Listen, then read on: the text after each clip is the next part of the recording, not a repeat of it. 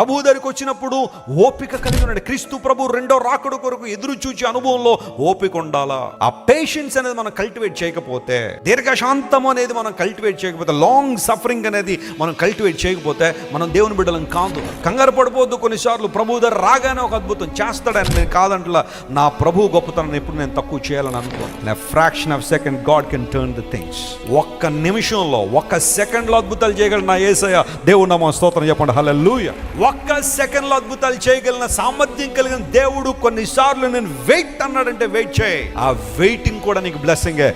చెప్పలు కూడా దేవుని అనుమాయపరచండి. హల్లెలూయా. ఎందుకు కంగారు పడిపోతున్నావు? ఎందుకు అటు ఇటు పరుగులు పడుతున్నావు? ఎందుకు నీ హృదయం అంతా అలసటకు గురైపోయింది? ఏమైపోద్దో, ఏమైద్దో, నా భవిష్యత్తు ఏంటో, ఏం జరుగుద్దో అన్న ఆ కంగారు ఎందుకు పడుతున్నావు? Wait upon God. Be patient. దేవుని ఆరాధించేటప్పుడు, ఆయన స్తుతించేటప్పుడు సహనం కలిగి ఉండాలా. ఇదే యాకోబు భక్తుడు అన్నాడు, ఒక వ్యవసాయదారుడు విత్తనం వేసిన తర్వాత వర్షం కోసం ఎలా కనిపెడతాడో, వర్షం మీద ఎలా ఆధారపడతాడో, దేవుని రాకడ కోసం కూడా మనం అలాగే కనిపెట్టాలా.